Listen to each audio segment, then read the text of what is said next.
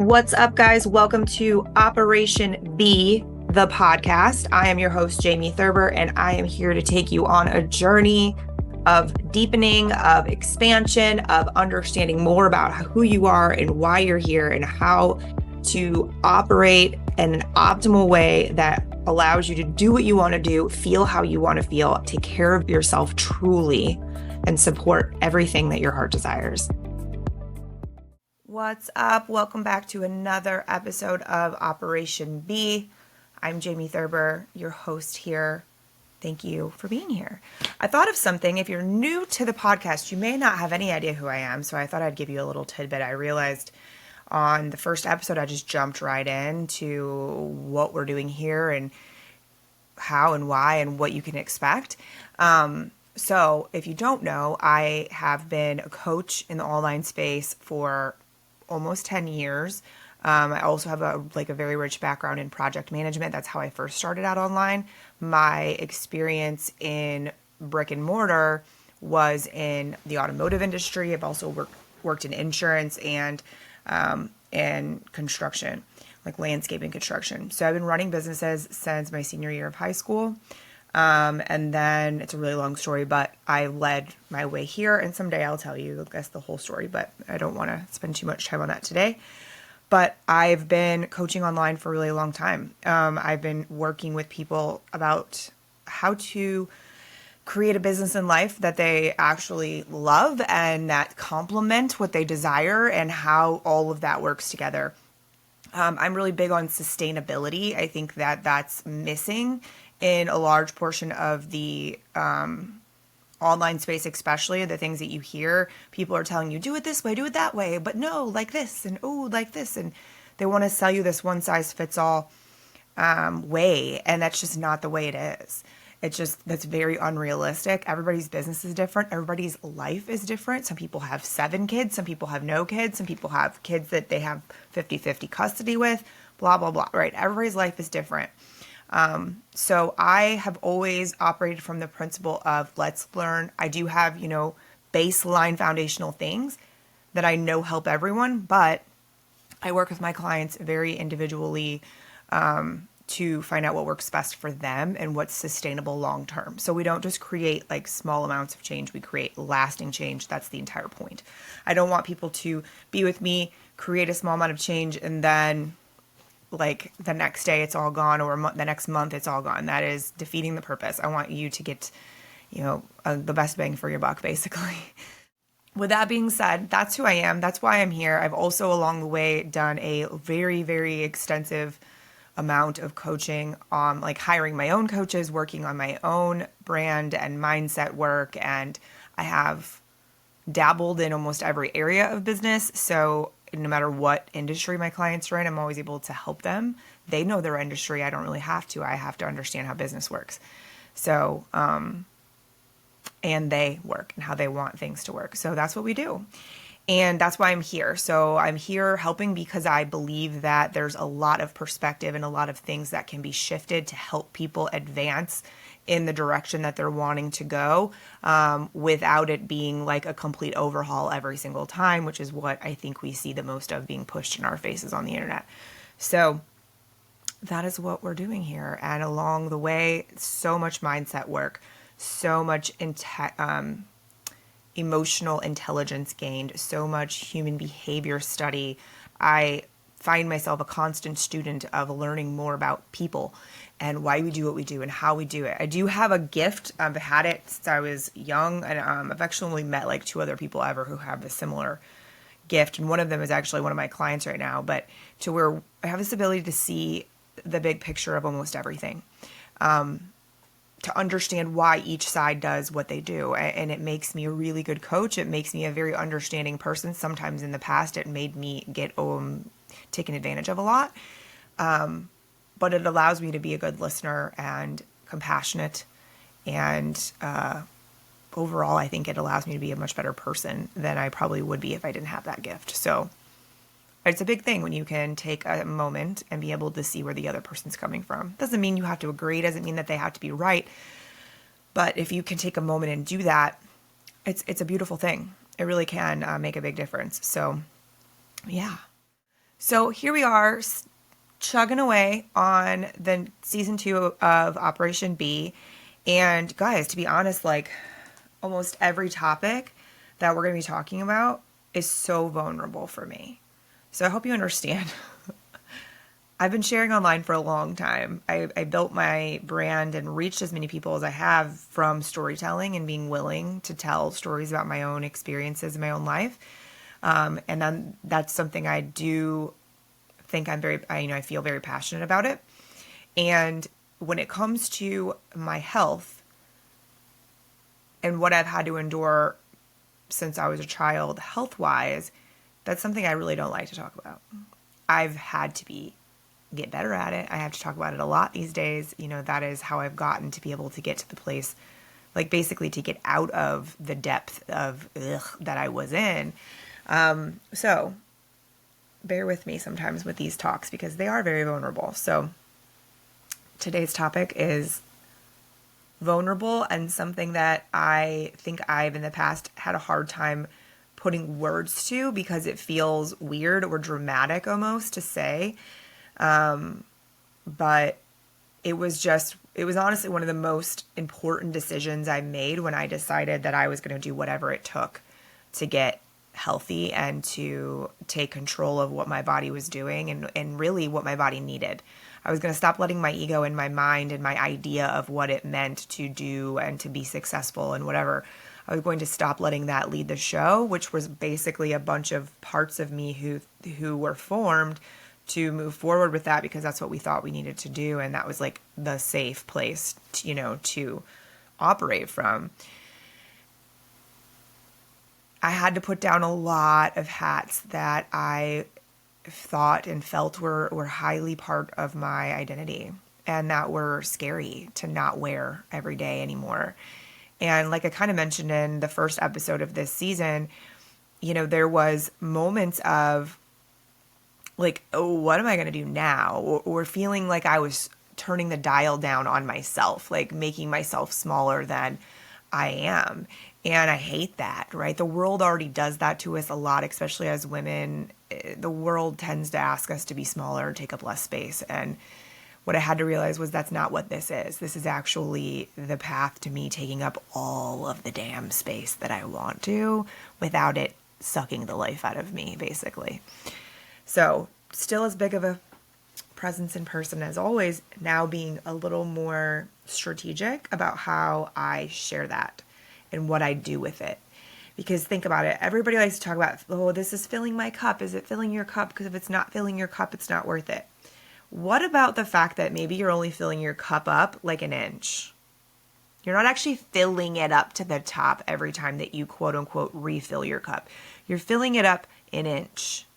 And so guess what? Then the next time you exert energy or emotion or time into something, you only have an inch of energy to go. So you're not actually, it's like you plug your phone in, right, for 5 minutes when it's dead and you might get like 15 or 20%. You're not getting 100% charge in 5 minutes. It's not happening. So then if you have the rest of the day to go through and you're like me and you run your business off your phone a lot, your battery is not going to last. And then you have to deal with it, right? What does that make you do? You have to stop and go sit down and plug it in somewhere. Or you have to buy one of those little handy dandy things that plugs into the bottom of it. But if you haven't charged that thing, then again, you're still dealing with only a tiny bit of the tiny bit of what you could possess and what you could have the power to be, to do, to work with, basically, if you look at it that way. I remember really early on when I've been working with the same therapist for 6 years. Very lucky to have found her. I've been able to be with her that long. And I remember very early on her telling me to think of my energy as like a pie or a battery, to where you only have so much to give. Like you don't have extra battery. When your phone dies, it dies. You don't have extra pie. When the plate is empty, like the pie plate is empty, it's empty. So we live in this world that makes us think that we have like extra pie and extra batteries to use. And it's like, no, that's not how it works. Once the battery's dead and your phone is dead, until you plug it back in. Once the pie and that plate is gone, it's gone until you bake a new pie, which then requires supplies and time and all this stuff, right? So keep that in mind as I kind of lead through the topic, the big topic for today, which is the loneliness that happens when you're healing. When you're truly allowing yourself to do exactly what your body needs, it can be really lonely. Now, this conversation is going to be very twofold because there is a lot of healing in connectivity, in connection that you make with other humans. There's a lot of healing in that. And honestly, that has been a small part of my process simply because of how absolutely shot my battery has been for so long.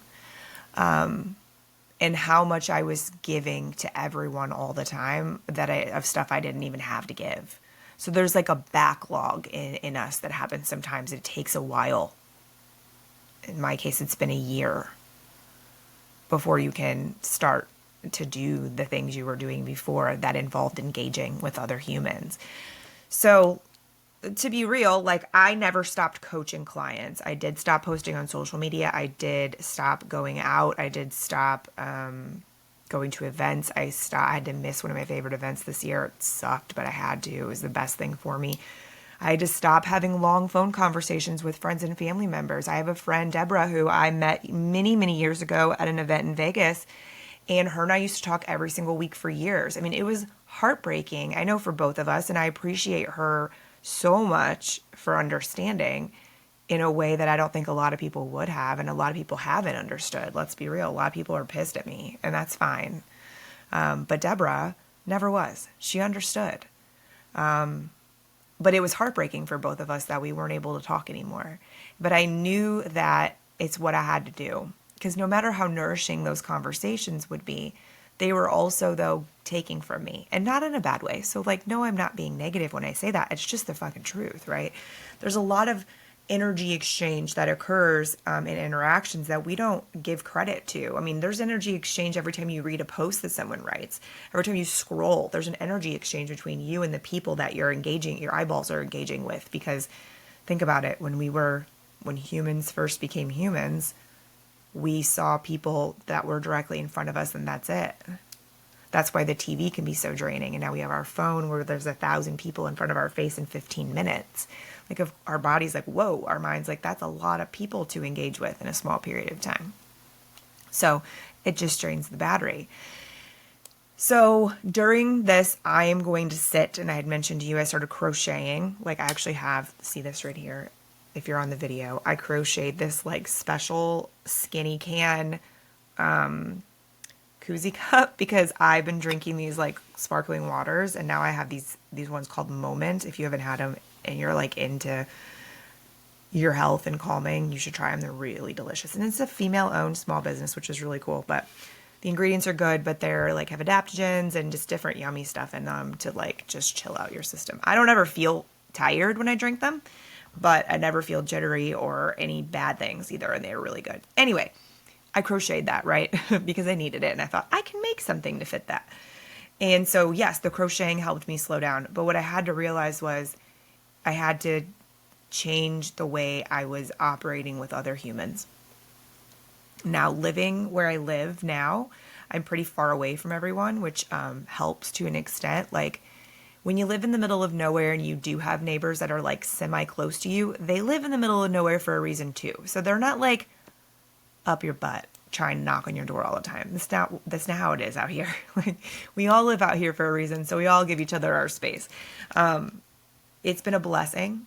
It's a blessing that Tony, my fiance, also likes to kind of be a hermit, so he's been loving it because I'm not, dragging him around to different things, which he's like, I don't mind when we do that, but it has been nice to stay home. So that's been a blessing. It's been a blessing to have him. The internet's always been a blessing because that's where I can meet with my coach, my therapist, my doctor. I don't always have to go somewhere if my body didn't let me.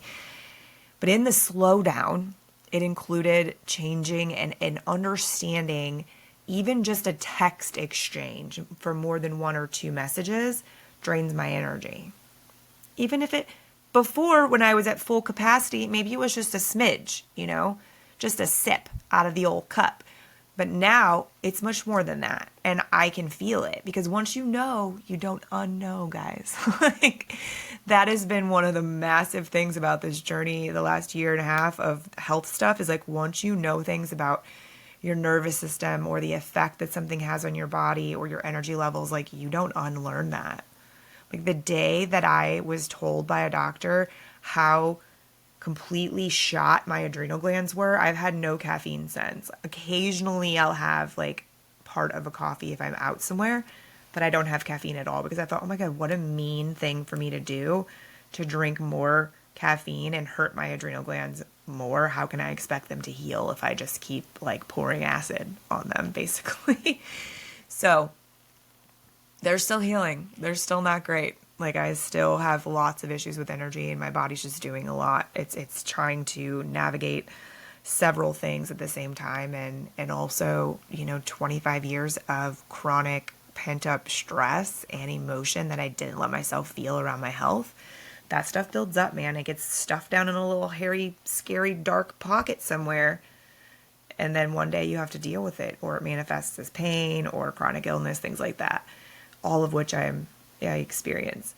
So when you start to notice that you have to control your output, what does that do? And at the same time, my input, like, I haven't been able to read books much in the past year or so. Occasionally I would. I don't consume videos very well right now. Like, and so I don't even try, because if I can't do it in a way that feels like I'm really absorbing what someone's saying, it like doesn't feel great to me.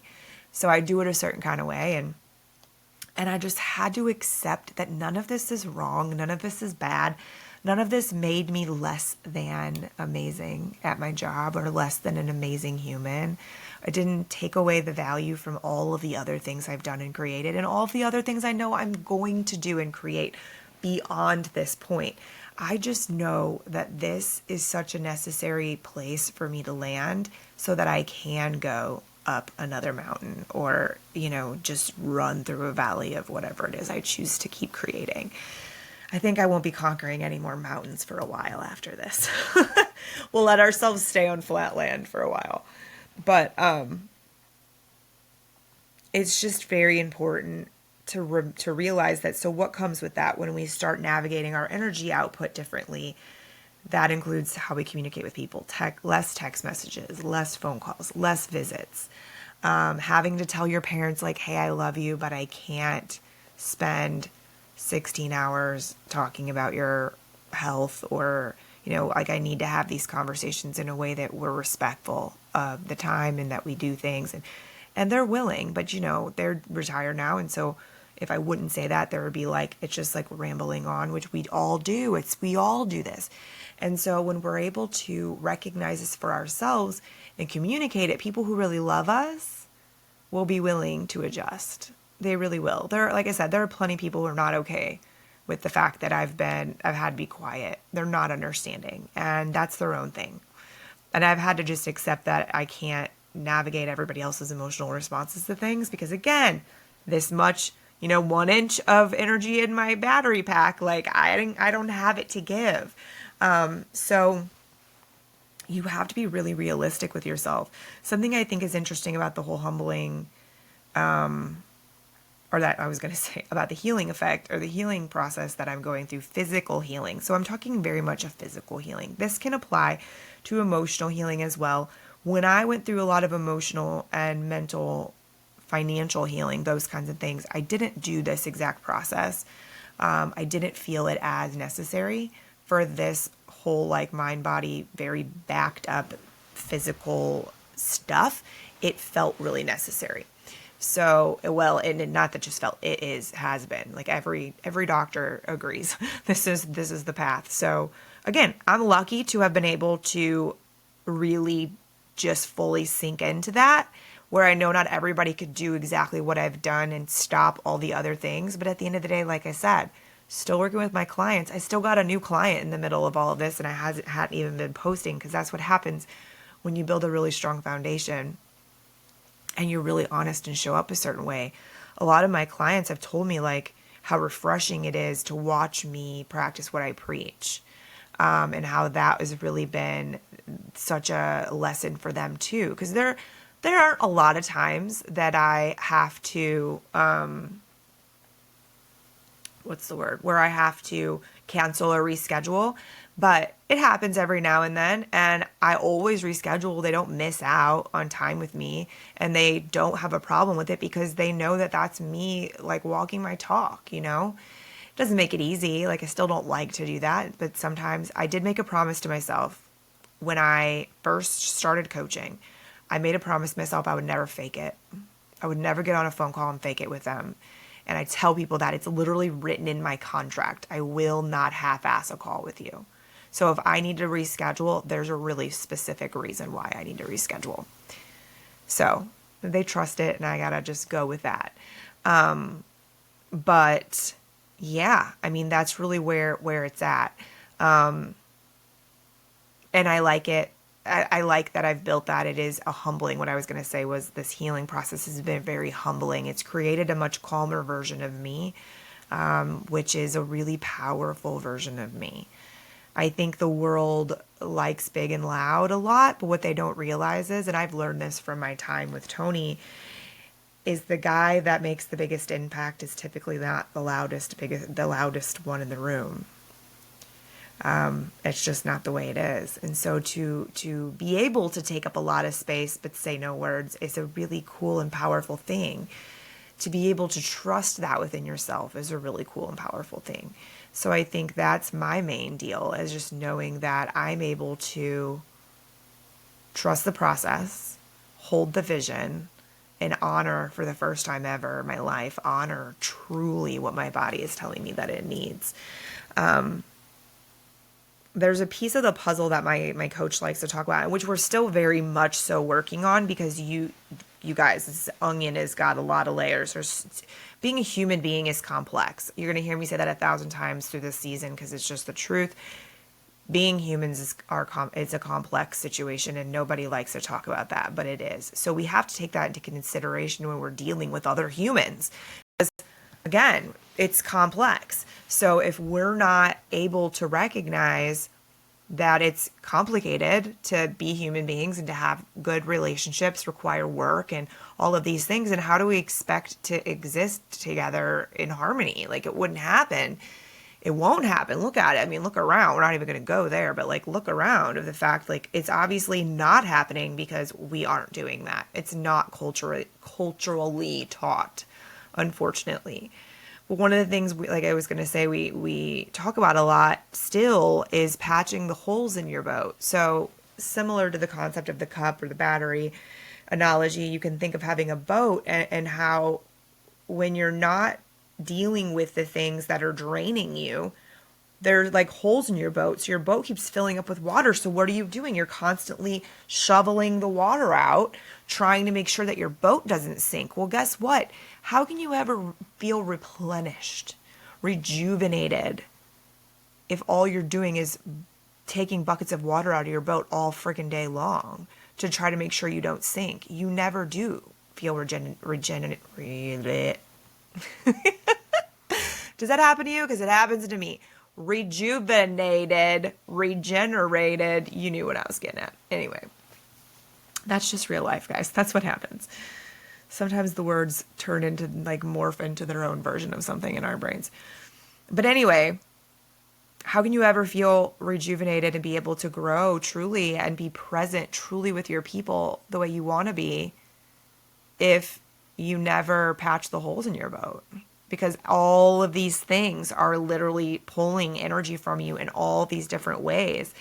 When you start to think about it, like, I want you to think about that the next time your phone goes off and you immediately think you have to answer that person, or someone gives you shit because you didn't answer them fast enough. Like, no, other people do not get to dictate how quickly they get access to you unless they're paying for it.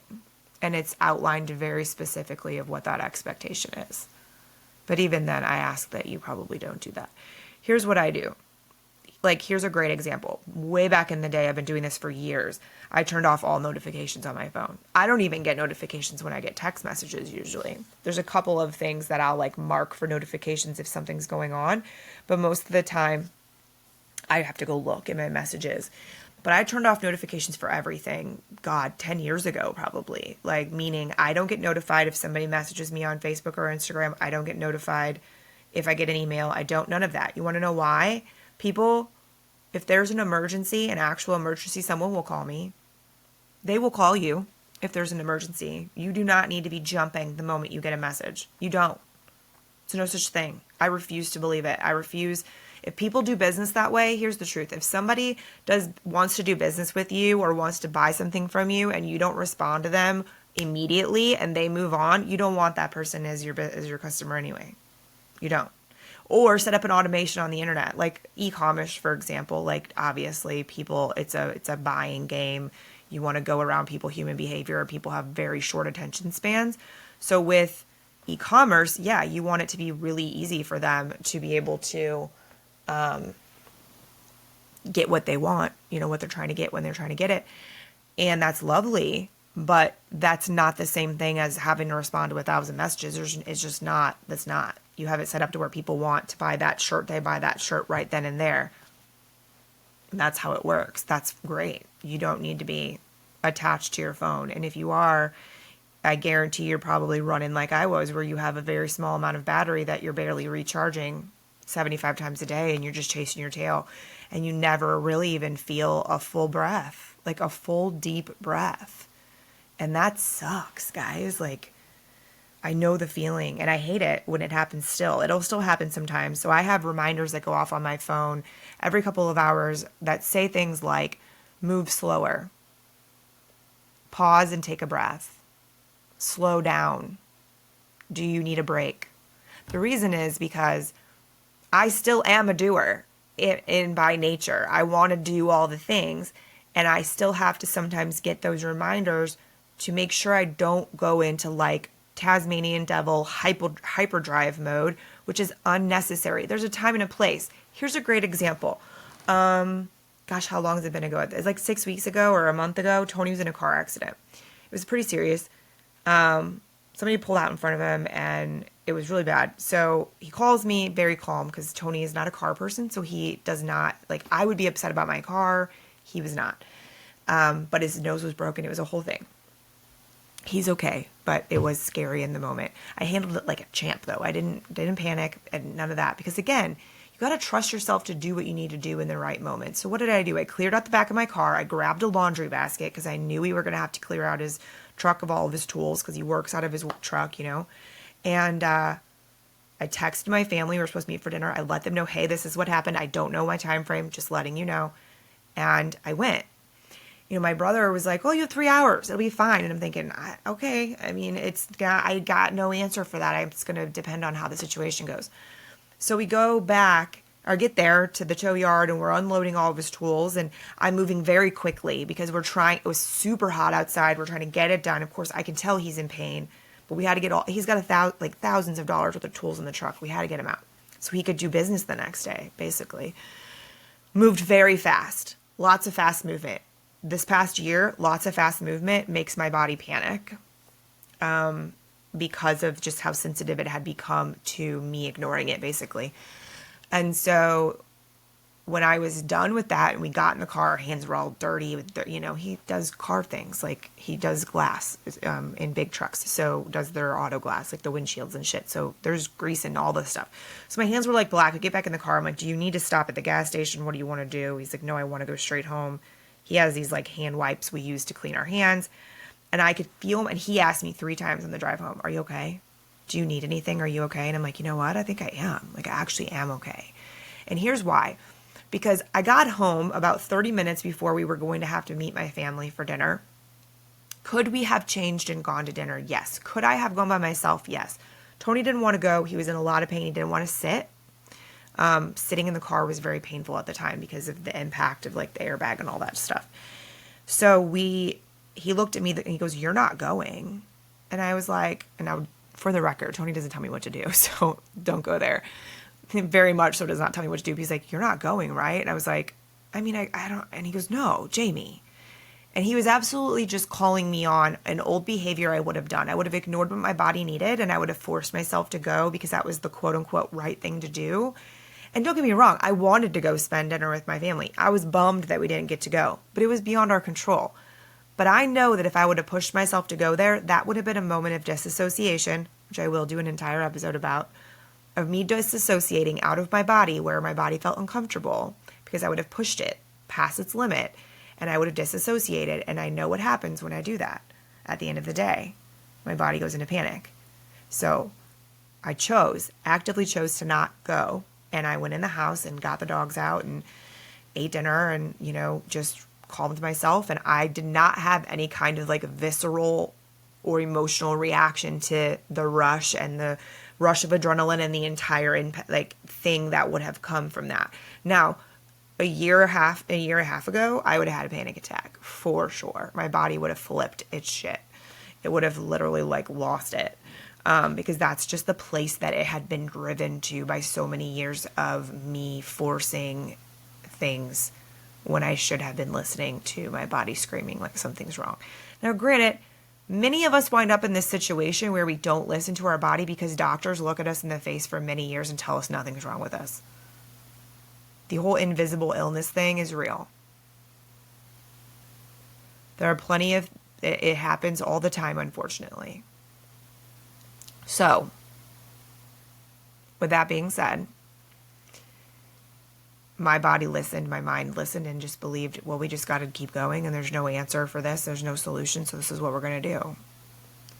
And that's what landed me in such an extreme situation, was 20 plus years of that was just too much. And I have learned more about myself and humans and the human body in the past year and a half than I ever knew that I needed to know.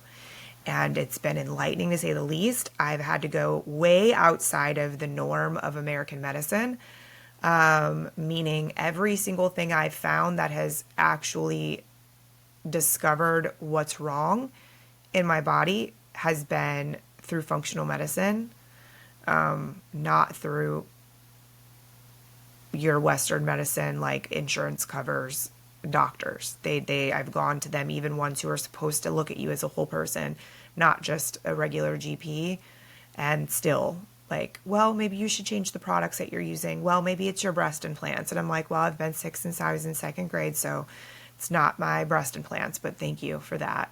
I get it. Some people are very sick from them. That's not the situation here. My symptoms did not change after I got breast implants. That had nothing to do with it. That's also why I think a lot of times, to bring us full circle here, healing can feel really lonely because you feel isolated, but you also then are told that nothing's wrong with you by medical professionals, by friends and family members, because you don't look sick, so they don't understand. You get really tired of telling people that you're sick. You get really tired of talking about it and trying to basically defend yourself in the way that you're feeling, and that in itself drains your battery. So there's just a lot of aspects that can make healing feel really lonely. And I hope that me sharing this with you offers a little bit of that humbleness and empowerment that I described. If you do have questions about that, hit me up on any of the social platforms or email me at me@jamiethurber.com. That is listed below in the show notes if you need it. You can always ask questions because I want to be a voice to help people who feel like no one's listening. So I got you. No one listened to me besides my mother for a really long time. God love her. She'd been advocating for me before I knew what advocating was. So she still didn't get very far because we would have had to pay out of pocket. My parents that wasn't even an option back then, let's be real. Meaning there weren't functional medicine doctors available in the Midwest back then. They're barely even available here now. So anyways, I hope that this share was insightful and helpful. You don't have to be chronically ill to learn that you're draining yourself and not ever actually refilling your battery. We all do it, unfortunately. It's very common in our culture, and I really wish that we would stop because it's not helping. It's definitely hurting us as humans and as a society, and it's not cool. There should be no badge of honor for it because it's not cool. So my hope is that you can take whatever nugget from this and move forward into your day or into your week and feel better, do better, treat yourself better. As always, thanks for listening, and make sure if you like the episode, you let us know. We love the feedback, and that's what allows us to keep making the show. So thanks for being here. Enjoy the rest of your day. Thank you for listening to Operation B, the podcast. To support this message and to support the show, please make sure that you like, follow, and share the podcasts wherever you enjoy listening. And be sure to leave us a review on iTunes. Thank you for being here, and see you next time.